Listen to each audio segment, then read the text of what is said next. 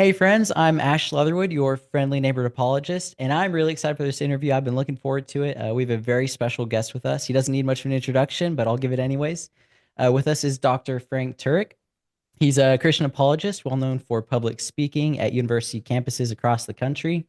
He is the founder and president of the Christian apologetics ministry Cross Examined. It's a ministry that reaches people around the world through content being translated and created in their own languages. He is a radio host and an author of many great books, including I Don't Have Enough Faith to Be an Atheist, Stealing from God, Correct Not Politically Correct, Legislative Morality, and Hollywood Heroes. I have a couple of them in my bookshelf. Definitely recommend them.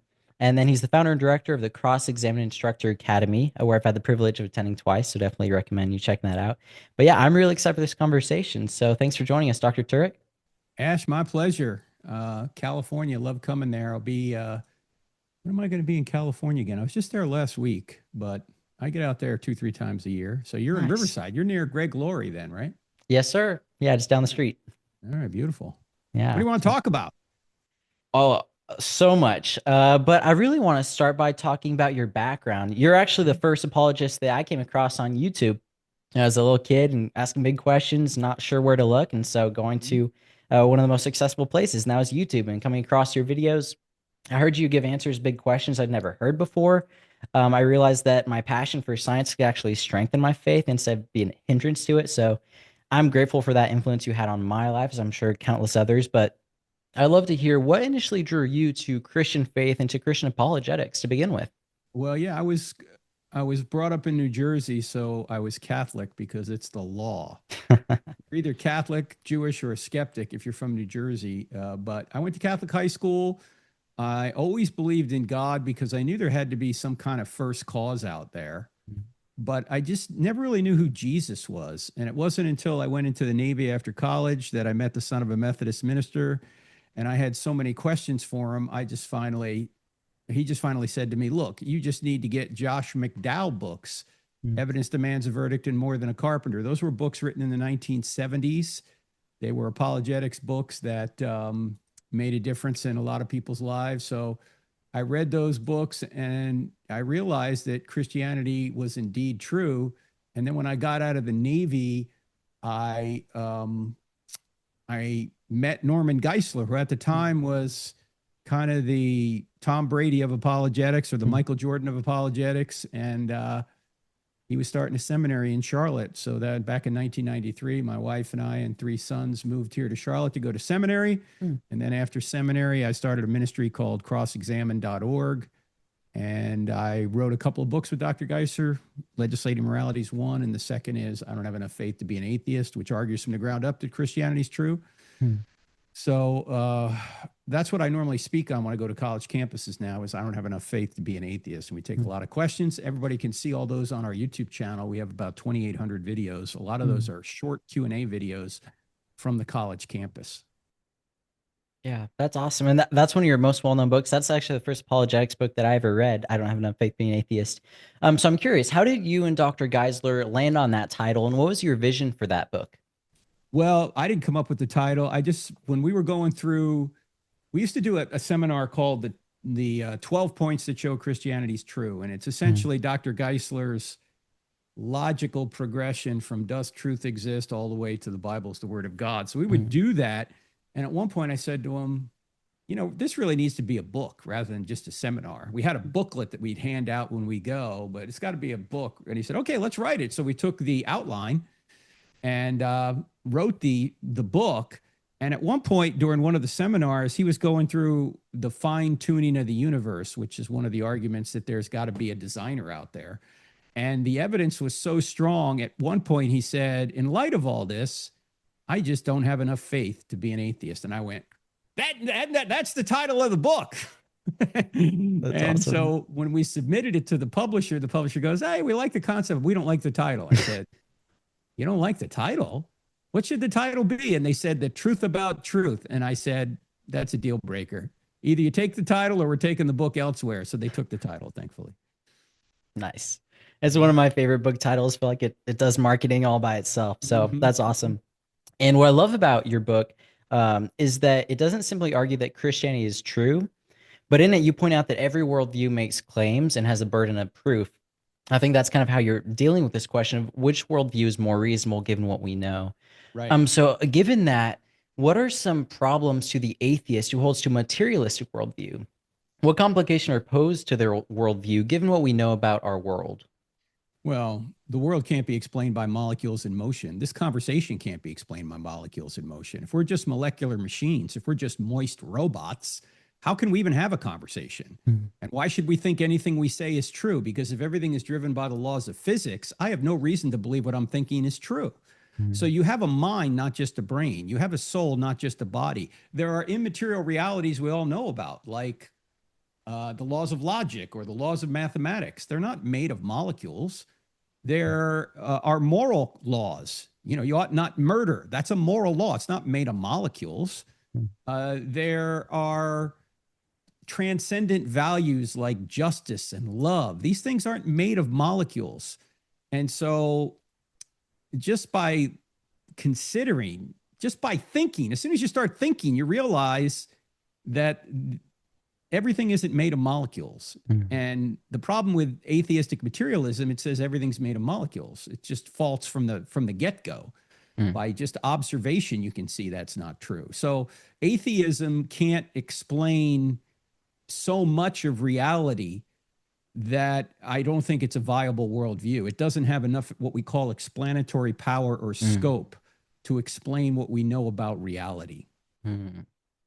And in the book, you kind of talk about how Christianity does have that explanatory power and scope. You go through truth, you go through the origin of the universe, the fine tuning of the universe, the origin and complexity of life. You go through the argument from morality that we know these things to be true. So on that point, what questions is the Christian worldview better able and equipped to answer? Well, just about every one of them. I mean, that's the whole point. I mean, we can answer, where did the universe come from? Why is it fine tuned to such an extreme precision? Mm. Where did life come from? Where do subsequent life forms come from? Where do the laws of morality come from? How about the laws of logic, the laws of mathematics? How about the fact that there was a man who about 2,000 years ago lived, died, and the evidence shows he actually rose from the dead? How do you explain that in the absence of a being like God? In fact, when people ask me, how do I know that God exists? I say, I know God by his effects. Mm. If there's a creation, that's the effect. I'm reasoning back to a cause, a creator. If there's design in the universe and design in life, that's the effect. I'm reasoning back to a cause, a designer. If there's a moral law written on our heart, that's the Mm. effect. I'm reasoning back to a cause, a moral lawgiver. If I have this capacity to know reality outside of my skull, that's the effect. I can think, I'm reasoning to a cause. What could have caused this universe to be so rationally intelligible and me to be able to understand it? I'm reasoning back to a mind. If there's evidence a man predicted and accomplished his own resurrection from the dead, that's Mm. the effect. I'm reasoning back to a cause. Who could rise somebody from the dead? And we even do that in our private lives, Ash. Like if our viewers right now are thinking, well, God just answered my prayer. Mm. You're doing the same thing. You're saying the prayer, the answered prayer is the effect, and you're reasoning back to a cause, and you're saying the cause is God. This is what scientists do. They always reason from effect to cause. And the queen Mm. of all sciences, this is going to sound shocking to our postmodern or modern ears. The queen of all science is not physics, biology, or any of the physical sciences. The queen of all sciences is theology. Mm. Why? Because it takes all of the aspects of reality. First of all, it investigates whether or not God exists. And then if God does exist, then it says, it shows how all of these aspects of academic inquiry, whether it's physics, biology, anthropology, psychology, any of the ologies out there, how do they all fit under one big umbrella of truth? How do they all fit Mm. together? That's the queen of all sciences, is theology. And it was that way early on, but the materialistic viewpoint sort of overpowered it. And now we're left with a stunted worldview where we say everything is made of molecules. Doesn't make any Mm. sense. Yeah, absolutely. And there's this section at the end of I Don't Have Enough Faith to Be Atheist. They kind of compile the cumulative argument that you make.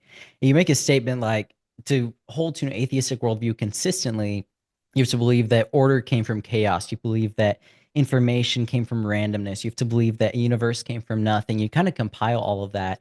I think Mhm. that's helpful because you're showing the big picture and you take all the things together. And I think that's where philosophy comes in. I feel like that's where you make the conclusion. That's right. But you've debated on lots of these subjects in the public sphere and then answered lots of questions at your presentations surrounding that. So my question is, to a logically consistent atheist, what are the best arguments or an attempt at an argument that you've heard trying to answer some of the same questions? And again, not saying they're good, but what's the best that they can put forward? Well, for the cosmological argument, the argument the universe had a beginning, they'll basically say, well, we just don't know. Mm, They punt to agnosticism. When I say, look, if space, matter, and time had a beginning, and that's what the best evidence shows, whatever created space, matter, and time can't be made of space, matter, and time. In other mm, words, the cause must be spaceless, timeless, immaterial, powerful to create the universe out of nothing, personal in order to choose to create, also intelligent to have a mind to create. And so I always ask audiences, I say, when you think about a spaceless, timeless, immaterial, powerful, personal, intelligent cause, who do you think of? mm, Well, that's God. They might say, how do you know it's the Christian God? And the answer is, we don't mm, yet. No argument from science gets you to Jesus. In mm, order to see if Jesus is the true God, you need historical information, and then you have to look at the evidence for the resurrection. mm, But if you look at the evidence for the resurrection, I think you'll realize that Jesus really did die and rise from the dead. And if he did, then the same being that walked out of the tomb 1,992 years ago is the same being in whose divine nature created the universe out of nothing. mm, So atheists will punt to agnosticism. mm, They'll also, instead of giving positive arguments for why the universe exists, typically they will make complaints about the way the universe is operating mm, and say, therefore, there can't be a God. Like they'll say, well, there's too much evil in the world, so there can't be a God. Now, the answer to that is to ask them, what do you mean by evil? And they might say, well, murder, rape. And I'll say, no, I don't want I don't want an example of evil. I want a definition. mm, And it turns out you can't define evil without referencing good. And good can't exist in an objective way unless God exists, because God is what we mean by the standard mm, of good. If there is no God, every moral issue is just a matter of opinion. It's mm, just your opinion against, say, a murderer's opinion, or your opinion against Hitler's opinion. mm, Well, we know murdering people isn't just a matter of opinion. If that's the case, there must be a standard beyond us that is good, and we're obligated to obey that standard. And that standard is what we mean by God's nature. So evil mm, doesn't disprove God, may prove there's a devil out there, but it can't disprove God, because there'd be no such thing as evil unless there was good, and there'd be no such thing as good unless God mm. existed. So when atheists try and, in fact, maybe putting it this way may help, Ash. I don't think atheists have many arguments as to how the universe could exist in the absence of God. Mm. What they tend to have are complaints about the way God is running the universe. Hmm. There's too much evil in the world. He doesn't Yeah. appear to us enough. He's hidden too much, or he won't allow me to sleep with whomever I want to sleep with. He puts too many restrictions on me. Yeah. These are more complaints about the way God's running the universe. It's not evidence that God doesn't exist. Mm. Yeah, I love that you brought that up because that's the central argument from your book, Stealing from God, which is a big help for me. Basically, you're pointing out how there are things that atheists use in their arguments or complaints that can only exist in a theistic world. You point out that morality, the existence of something that's authentically really evil, is an example of that. Real quick, what are some other examples of that you point out in that book? Oh, well, we have an acronym, CRIMES, CRIMES. So C stands for creation or causality, R stands for reason, I stands for information or intentionality, M stands for morality, E for evil, and S for science. Mm, Let's talk about science for a second, because atheists will say, well, science is somehow disproving God. And when they say that, I ask them, first of all, what do you mean by that? What do you mean by how?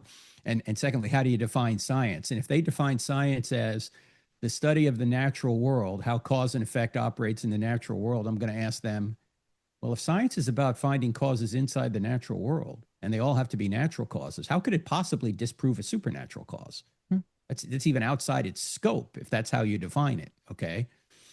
But the title of that chapter the chapter on science is science doesn't say anything.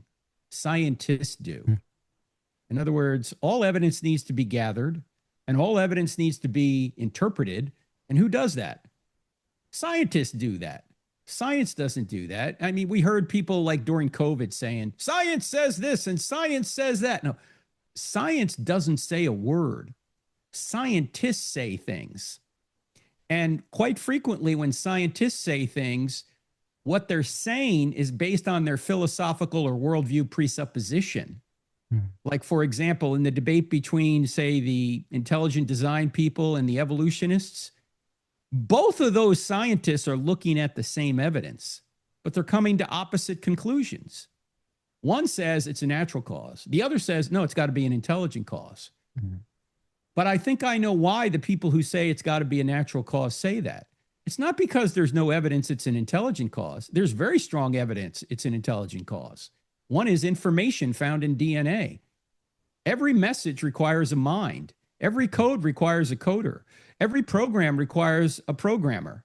And that's what you have in every one of your 40 trillion cells. Your software program made up of DNA is 3.2 billion letters long. That requires intelligence.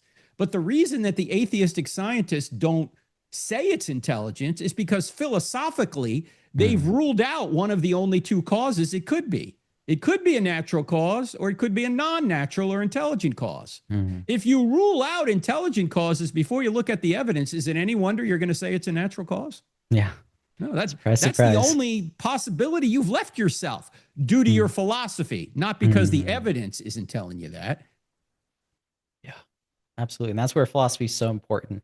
And I got my bachelor's in philosophy. I love philosophy. I love the scientific arguments. But like you pointed to a little bit earlier, that only gets you so far. And that's where you need to come to who was Jesus. So unpacking that a little bit, what can we actually know about Jesus of Nazareth, who he was, what he did, and how can we have confidence in it? Yeah, great question. You know, there are documents that come from the New Testament. We call them New Testament documents. And then there are, of course, documents from other writers who are not Christians, like Josephus, Suetonius, Thales, Phlegon, other non-Christian writers in that time frame. And then we have the effects of Jesus. We have this explosion of a church out of Jerusalem in the first century that ultimately took over the Roman Empire on an empirical claim that a man predicted and accomplished his own resurrection from the dead. So you have to kind of ask yourself a question. First of all, if this guy never existed, how is this guy the most influential human being in history? Unlikely. I mean, I always ask people, and very few scholars think Jesus never existed. Very, very few. But I always ask people who say, oh, he never existed. I ask them, do you think that 2,000 years from now, the most influential human being in the world, if the world is still here 2,000 years from now, the most influential human being in the world will be Luke Skywalker or, you know, Rocky Balboa, you know, a fictional character? Nobody's going to say, oh, yeah, 2,000 years from now, we're going to think that Rocky Balboa was real or Luke Skywalker was real and he's the most influential human being in the world. No, nobody's going to say that because that's just not going to happen. It takes a lot more faith to believe that, to believe that a fairy tale could be the most influential human being in history. But how do we know what Jesus did do and what he did say? The best evidence we have are from the documents we comprise that we now call the New Testament. Now, of course, people are going to object. Well, those were written down by Christians. No, they actually weren't. They were written down by Jews who became Christians because of what they saw. Okay. And when people say, are there any non-Christian writers that talk about Jesus and the apostles? I say, yeah, there are, but I'm sensing that you have an assumption, and the assumption is that you can't trust the New Testament writers because they were somehow biased, right? And I ask people to think about that. And when they think about it, they realize that's not a good objection. Because the people that wrote it down, first of all, had no motive to write it down. And secondly, they lost everything that was dear to them by saying it was true, right? I mean, what did the Jews get for saying this was true? Well, they got kicked out of the synagogue and then they got beaten, tortured, and killed. The last time I checked, that was not a list of perks, right? Yeah. In other words, they had everything to lose by saying it was true, and they said it was true anyway. Sure, there's people out there that will die for a lie. Many Muslims will die for their faith, but nobody will die for a lie they know is a lie. Hmm. And the New Testament writers were in a position to know whether it was a lie or not, and they went to their deaths anyway. You can't get better evidence than that unless you were there yourself. So I point out that if you're going to trust anybody as to what happened to Jesus, what he said and did, you just need to look at the documents that we call the New Testament. You don't have to look at them like there's some sort of religious writing, because that's not the way scholars treat them. They just look at them and see if there's historical data in there. And when you look at them, you not only see it makes sense, they also get a lot of things right that are corroborated from outside. There's a lot of archaeology. There's a lot of eyewitness details that can be verified. The New Testament writers even get the names right that are used in Jerusalem or in Israel in the first century. What do I mean by names? You know how name usage changes? You know, what do you think the number one name for, say, women in America was, say, 60 years ago? Think of an older aunt. Edith. Edith might be. Probably the number one name 50 or 60 years ago was Mary. Okay. You know what the number one name now is? It's something like Ava or Emma or something like that, right? If you went back 100 years ago, the number 9 name among women was Mildred. Do you know anybody naming their kid Mildred now? No. No, right? Hey, we got a new kid, new baby. Here she is, Mildred. Like, here's Agnes or Bertha, right? We don't use those names anymore. Well, the same thing was true in the first century. We know through research that the names that we have in the New Testament documents are consistent with the names in the first century at that time. You couldn't write it a century later and make it up. Yeah.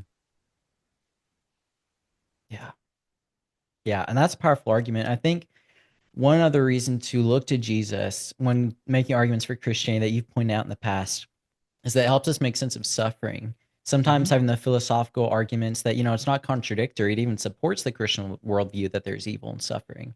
But sometimes what people need isn't just an answer to their question, but you need to answer the person. I think the powerful thing about the Christian worldview is that we serve a Lord who willingly suffered for us and suffers alongside us to save us from evil and suffering in the end. And I think that's a powerful thing that I've seen in your presentations. He came into this world to suffer for us. In fact, Christianity is the answer to the problem of evil, right? Yeah. Jesus wouldn't have had to come to earth if we hadn't sinned. That's the whole reason he came, was to answer the problem of evil, to save us from our own behavior. Yeah. And the atheist worldview, it can't make sense of what evil and suffering are, but there's also really no solution to it. Eventually you cease to experience anything. So I think the Christian worldview is a good argument for that. But I want to talk more about your experience during your presentations, the kinds of questions you answer. You've interacted with a lot of atheists and skeptics throughout the years. So I'm curious if there are any patterns about the kinds of questions that you get from them, as well as, in addition to that, what have you learned from interacting with atheists, and what advice and encouragement would you give to those skeptics who maybe are genuinely seeking faith, as opposed to the ones who aren't and just look for a debate? 15 or so years ago, there was a phenomenon called the New Atheism. 15 to 20 years ago, led by Richard Dawkins, Christopher Hitchens, others. And it came after 9/11, and it was a response to the fundamentalism in religion, particularly Islam, but it attacked all religions and said all religions are equally evil. Of course, they had no standard by which to measure what good and evil were, but they still said that religion was evil. Hitchens was famous for that. I had a couple of debates with Christopher. You can see them on our YouTube channel back in 2008, 2009. They're still on our YouTube channel. And back in that day, we had a lot more vocal atheists on campus. And they would often question the arguments on, say, the beginning of the universe, that the universe had a beginning. They would, say, you don't know, nobody knows, right? We're still looking for the answer.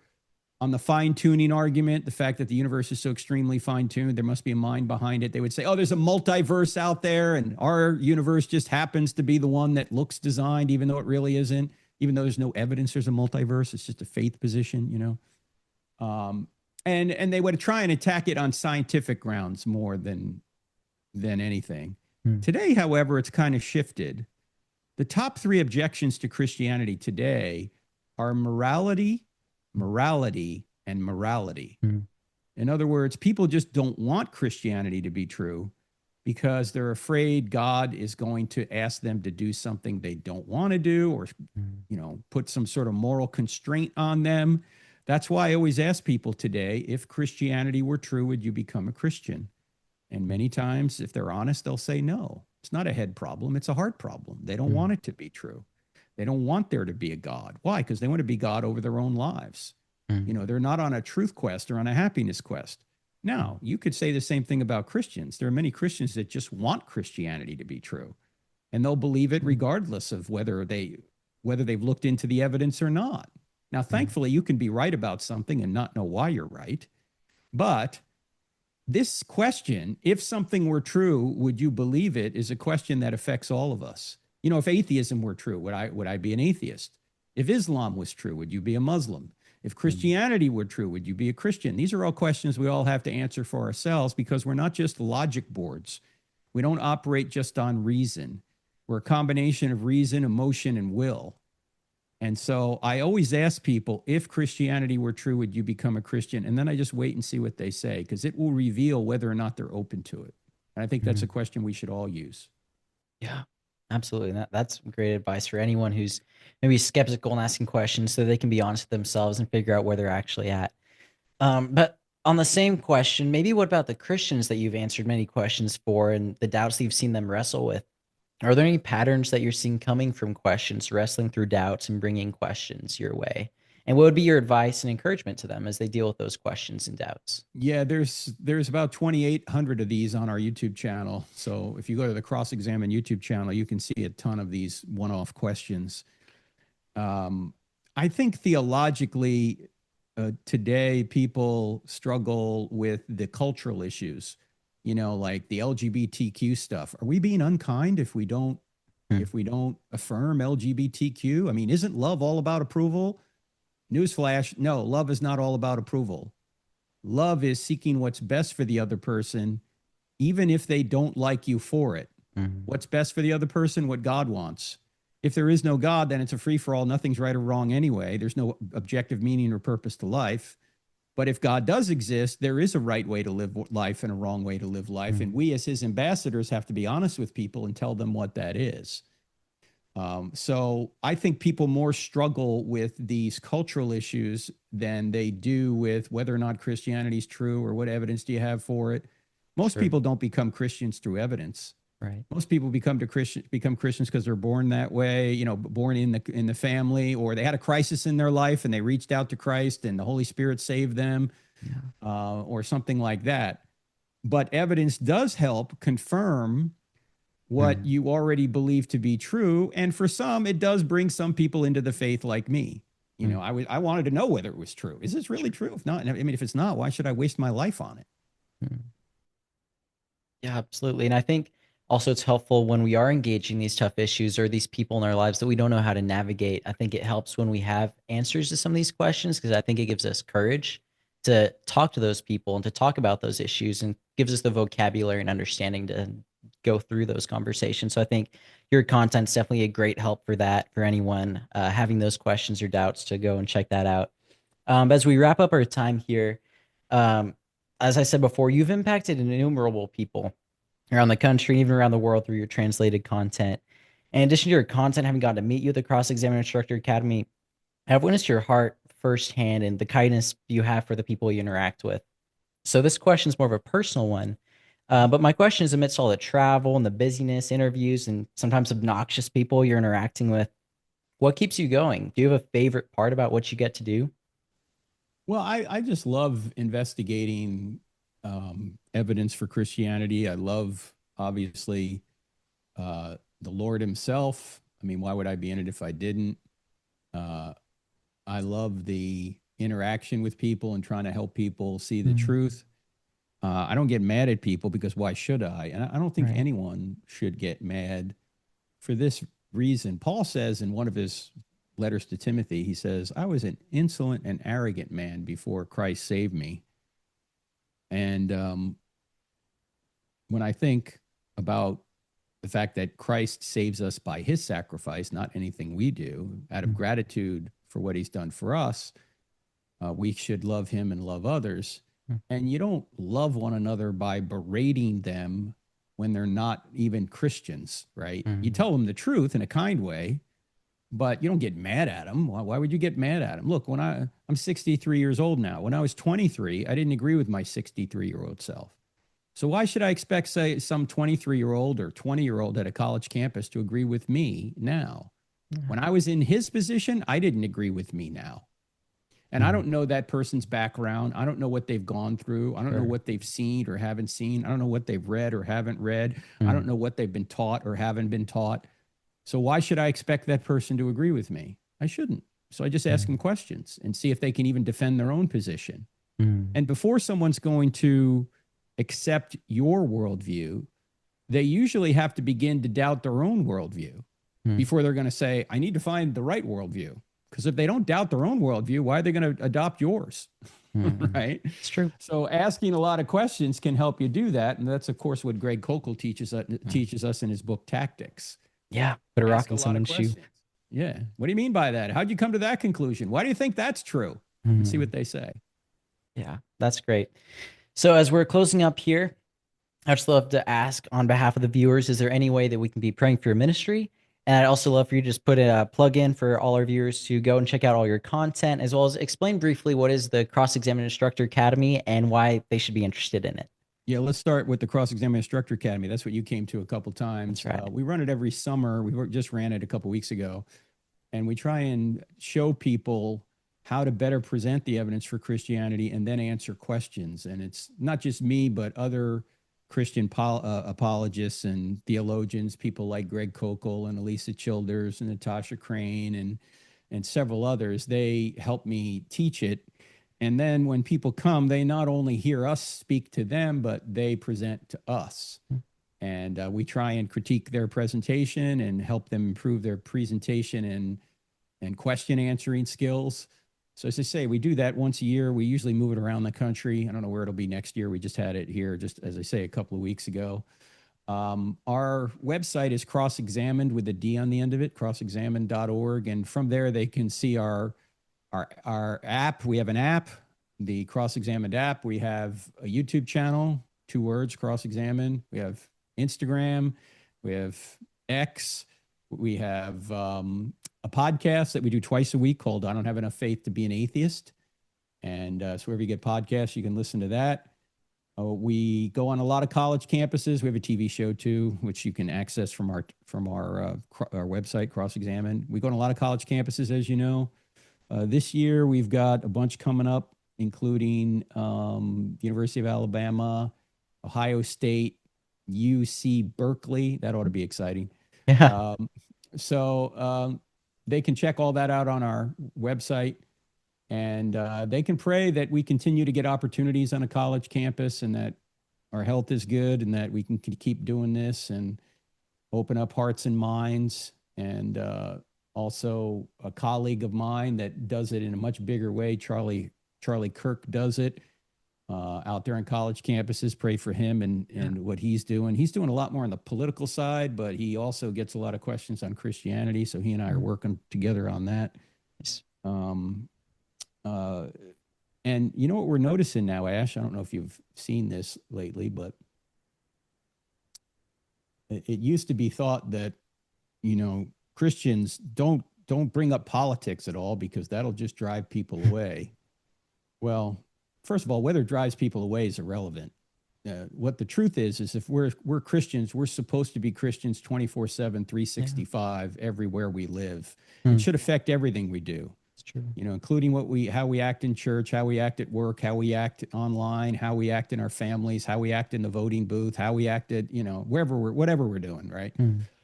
But what's come to light recently through some data is that when Christians are engaged politically, particularly pastors, not that they're endorsing candidates, but they're speaking to the issues, right? And they're pointing out the differences between the candidates and the parties and all this. When people do that, people who are conservative but not religious see that as an on-ramp to Christianity. In other words, it's been said that once you taste the waters of justice, you want to trace those waters back to its source. Mm. And justice is what politics is all about. Yeah. The reason we have governments is to prevent innocent people from being harmed. That's the number one role of government, is to protect innocent people from evil. As James Madison, the father of our Constitution, said, he said, if men were angels, no government would be necessary. Mm.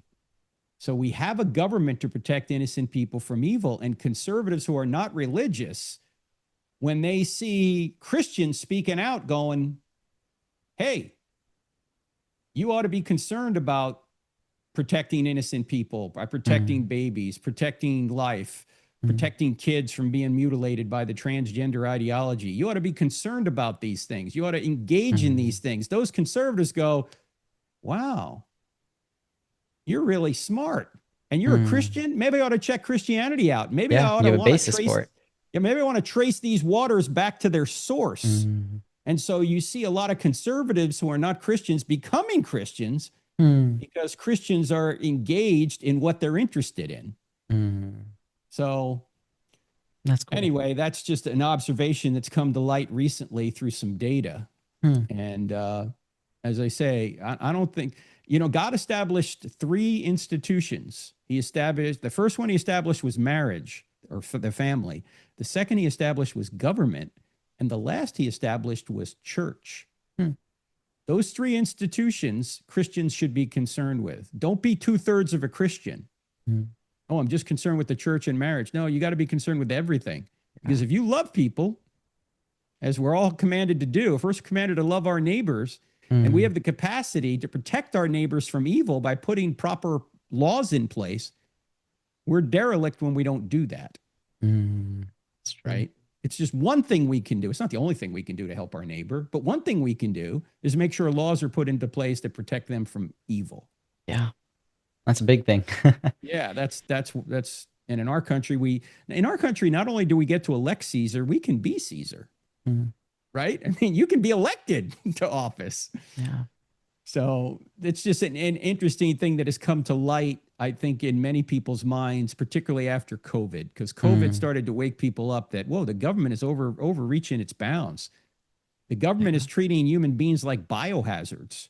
It's true. Right? Like, how many people died over that when they needlessly, and they were telling churches to shut down while abortion clinics and liquor stores were open. Hello,